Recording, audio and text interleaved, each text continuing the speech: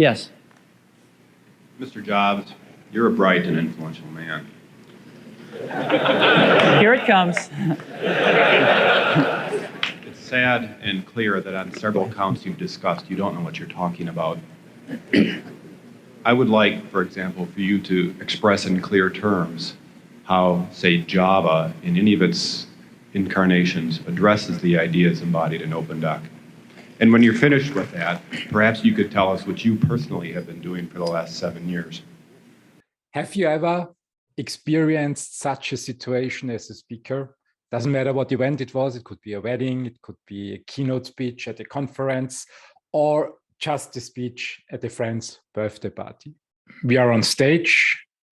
We deliver one of the best speeches ever. And at the end, usually the question comes, are there any questions? And as always, it's quiet in the room, silence. So you stand on the stage, you wait, and suddenly the first person stands up. And with the first syllable, you know what this person's intent is. He is just there with the intent to destroy you. What should you do? What's the best response to an insult?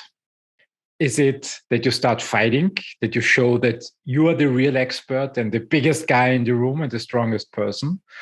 Or should you act like a victim and feel sorry for yourself and start crying on stage? Or are there other better ways, like using everything as an opportunity to empower, to entertain, to educate, and inspire other people? Listen to Steve Jobs and how he handled such a difficult situation for every speaker. Enjoy it.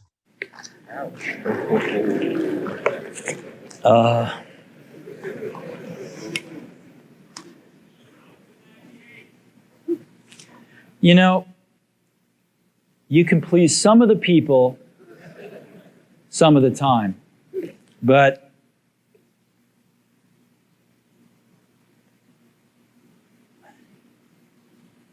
one of the hardest things when you're trying to affect change is that people like this gentleman are right in some areas.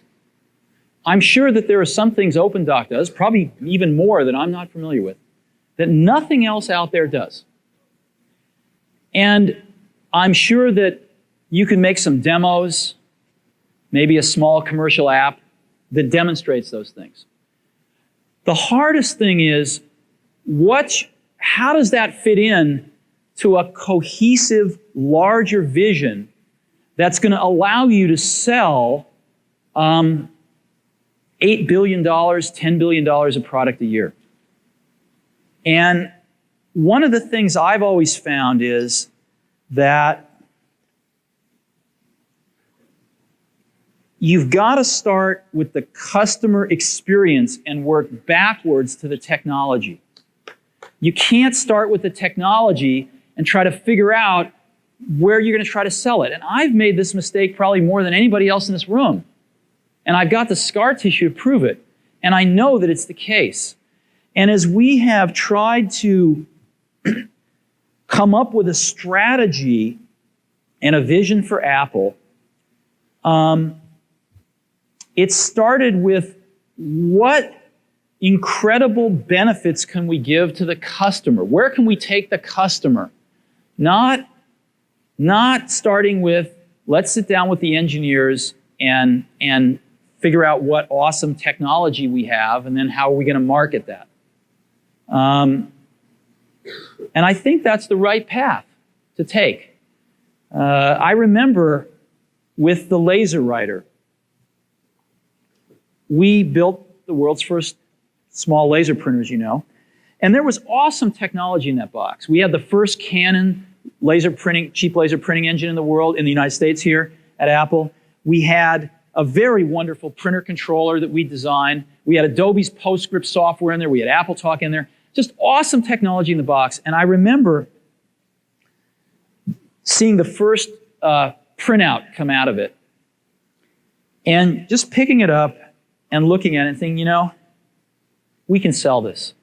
Because you don't have to know anything about what's in that box. All we have to do is hold this up and go, do you want this? And if you can remember back to 1984, before laser printers, it was pretty startling to see that. People went, whoa, yes. And that's where Apple's got to get back to. And, you know, I'm sorry that OpenDoc's a casualty along the way. And I readily admit there are many things in life that I don't have the faintest idea what I'm talking about.